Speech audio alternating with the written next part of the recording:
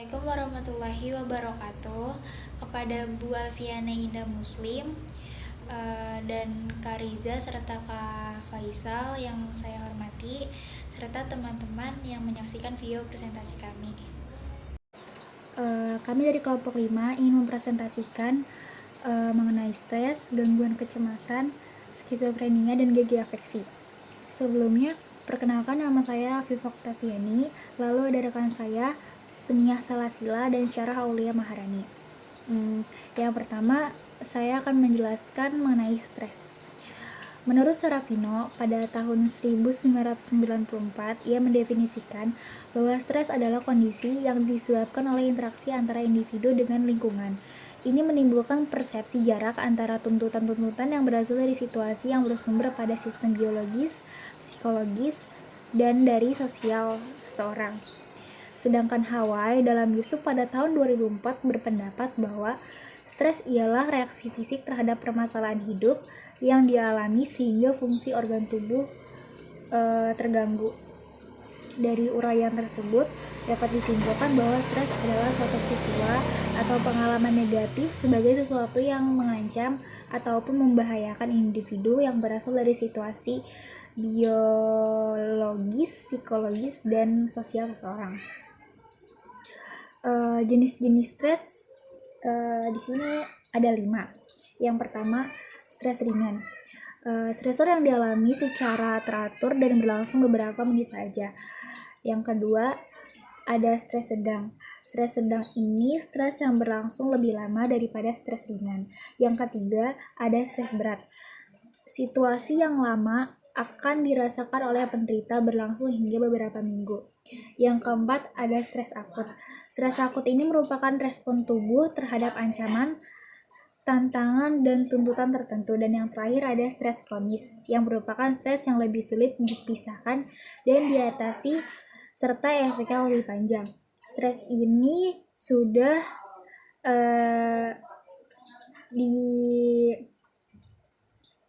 diuraikan menurut tingkatan stres itu sendiri. Selanjutnya ada faktor penyebab stres. Menurut Wahjono Senot Imam pada tahun 2010 menyatakan bahwa faktor yang mempengaruhi stres itu ada 3. Yang pertama dari lingkungan. Seperti ketidakpastian lingkungan dapat mempengaruhi tingkat stres. Bentuk ketidakpastian lingkungan ini antara lain ketidakpastian ekonomi, politik, teknologi, dan keamanan. Dan yang kedua ada organisasi. Organisasi menjadi penyebab stres karena faktor organisasi diantaranya tuntutan tugas, peran antar pribadi, struktur organisasi, dan kepemimpinan. Dan yang terakhir adalah faktor individu atau diri sendiri, antara lain persoalan keluarga, masalah ekonomi, pribadi, dan karakteristik kepribadian bawaan. Selanjutnya ada dampak stres. Menurut Priyono pada tahun 2014, dampak stres dibedakan dalam 3 kategori. Yang pertama, dampak fisik atau fisiologi. Contohnya gangguan pada organ tubuh hiperaktif dalam salah satu sistem tertentu. Yang kedua, ada gangguan sistem reproduksi. Selanjutnya dampak psikologi. Dampak psikologi contohnya seperti keletihan emosi, jenuh, penghayatan. Ini merupakan tanda pertama dan punya peran sentral bagi terjadinya burnout. Yang kedua yaitu kelelahan atau kelelahan emosi, capek. Yang ketiga, pencapaian pribadi menurun sehingga berakibat menurunnya rasa kompeten dan rasa sukses. Yang ketiga atau yang terakhir ada dampak perilaku. Contohnya manakala stres menjadi distres, sering terjadi tingkah laku yang tidak diterima oleh masyarakat. Yang kedua, level stres yang cukup tinggi berdampak pada kemampuan mengingat informasi atau mengambil keputusan dan langkah yang tepat. Selanjutnya, usaha mengatasi stres. Yang pertama ada prinsip homeostatis, di mana prinsip ini pada dasarnya untuk mempertahankan hidup orgasme. Contohnya ketika lapar atau haus atau letah merupakan contoh keadaan tidak seimbang. Kemudian penderita atau orang yang mengalami kelaparan, kehausan atau kelelahan ini mendorong dirinya untuk mendapatkan makanan, minuman, dan beristirahat. Dari situ individu ini berusaha untuk mengatasi ketidakseimbangan yang ia alami. Yang kedua ada coping terhadap stres. Menurut Bardsmith, coping mempunyai dua macam fungsi. Yang pertama, emotional focus coping, atau dipergunakan untuk mengatur respon emosional terhadap stres. Yang kedua, problem focus coping, yang dilakukan dengan mempelajari keterampilan-keterampilan atas cara-cara untuk mengatasi stres itu sendiri. Oke, selanjutnya ada anxiety atau gangguan kecemasan. Pengertian dari anxiety atau gangguan kecemasan adalah suatu keadaan aprehensi atau keadaan khawatir yang mengeluhkan bahwa sesuatu yang buruk akan segera terjadi. Kecemasan adalah respon yang tepat terhadap ancaman, tetapi kecemasan bisa terjadi bila tingkatannya tidak sesuai dengan proporsi ancaman, atau seperti dating tanpa ada penyebabnya, yaitu bila bukan merupakan respon terhadap perubahan lingkungan. Itu menurut Nevitt DKK 2005. Terus ada ciri-ciri kecemasan. Menurut Nevitt DKK 2005 dibagi menjadi 3. Yang pertama fisik. Dari fisik itu ada kegelisahan, kegugupan, tangan atau anggota tubuh bergetar, sulit berbicara. Yang kedua ada behavioral atau perilaku. Yang pertama ada perilaku menghindar, kedua ada perilaku melekat dan dependen. Maksudnya adalah seorang yang memiliki kecemasan berlebihan dan tak beralasan yang menyebabkan dirinya merasa tidak dapat melakukan berbagai hal sendirian. Yang ketiga ada perilaku terguncang. Lalu ciri-ciri kecemasan yang ketiga adalah kognitif dari kecemasan. Ada khawatir tentang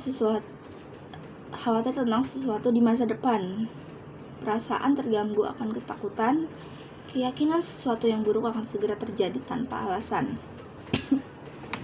Terus ada tipe-tipe gangguan kecemasan itu dibagi 6. Yang pertama, gangguan panik. Serangan panik yang berulang dan tak terduga melibatkan reaksi yang intens. Yang kedua, ada gangguan cemas menyeluruh, yaitu perasaan cemas bahwa sesuatu yang buruk akan segera terjadi. Yang ketiga, ada gangguan obsesif kompulsif, yaitu pikiran, ide, atau dorongan yang intrusif dan berulang yang berada di luar kemampuan seseorang.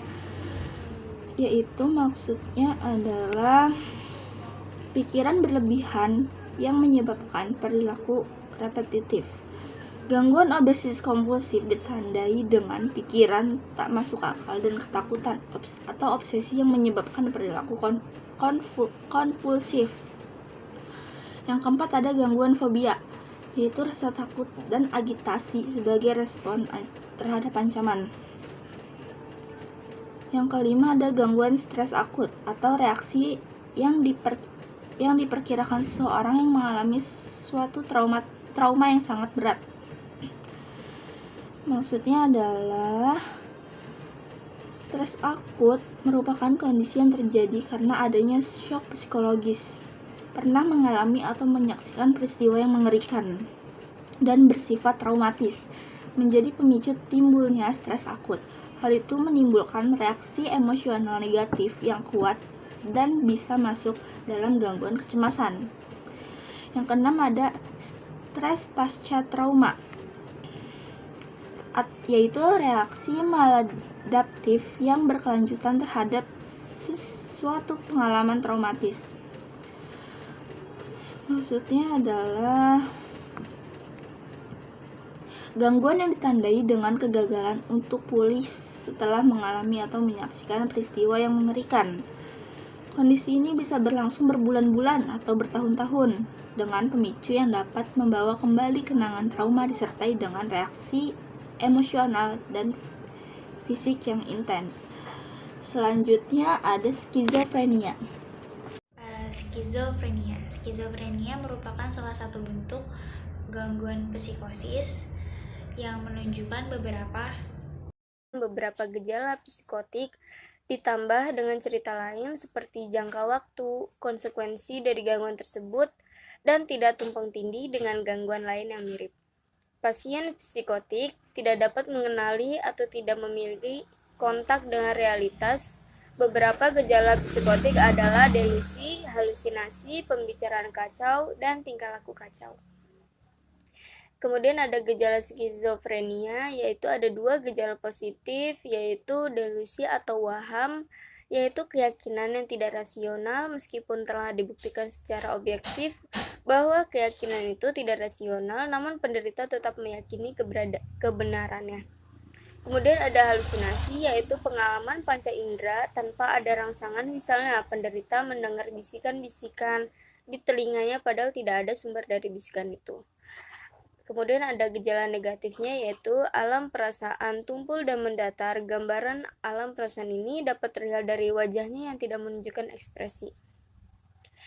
Kemudian ada menarik diri atau mengasingkan diri, tidak mau bergaul atau kontak dengan orang lain, dan suka melamun. Gejala skizofrenia dalam non-farmakologi yaitu terapi psikososial, terapi psikoreligius, dan terapi fisik berupa olahraga. Gejala skizofrenia dalam farmakologi yaitu berguna mengatasi agresivitas, hiperaktivitas, dan labilitas emosional pada pasien psikotik. Dosis besar tidak menyebabkan koma dalam ataupun anestesia. Kemudian dapat menimbulkan gejala ekstrapiramidal yang reversibel atau irreversibel. Penanganan skizofrenia menurut teori model diatesis stres skizofrenia dapat timbul karena adanya integrasi antara faktor biologis, faktor psikososial, dan lingkungan. Seseorang yang rentan jika dikenai stresor akan lebih mudah untuk menjadi skizofrenia. Lingkungan emosional yang tidak stabil mempunyai risiko yang besar pada perkembangan suatu skizofrenia. Diskriminasi pada komunitas minoritas mempunyai angka kejadian skizofrenia yang tinggi. Selanjutnya gejala afeksi. Gejala afeksi atau afeksi merupakan istilah dari sebuah perasaan. Setiap orang memiliki cerminan hati yang terpancar dari perasaan yang bisa jadi labil dan tidak labil. Kondisi tersebut dapat dipicu oleh beberapa faktor seperti kecewa, sedih, dan perasaan bahagia. Selanjutnya gejala mengenai gejala afeksi. Dalam psikologi jelaskan bahwa gejala-gejala terjadinya gejala afeksi seperti tadi adanya perasaan sedih, perasaan kecewa, adanya perasaan gembira, dan perasaan marah. Itu menimbulkan terjadinya ketidakstabilan pada kondisi seseorang.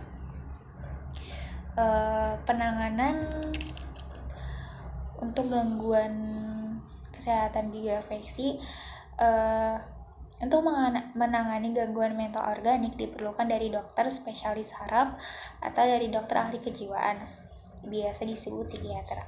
Dokter akan mengevaluasi gangguan mental apa saja yang terjadi dan menentukan area otak mana saja yang kiranya terganggu dan menyebabkan gejala tersebut. Jadi, apabila seseorang mengalami gangguan kesehatan gejala afeksi, maka dianjurkan untuk menemui psikiater atau dokter dengan pengobatan yang dianjurkan oleh psikiater tersebut atau dokter. Sekian dari kelompok kami, kelompok 5, untuk presentasi mengenai stres, gangguan kecemasan, skizofrenia, dan gejala afeksi. Kurang lebihnya mohon maaf apabila ada salah kata, penyampaian, atau kurangnya materi yang kita sampaikan. Terima kasih. Wassalamualaikum warahmatullahi wabarakatuh.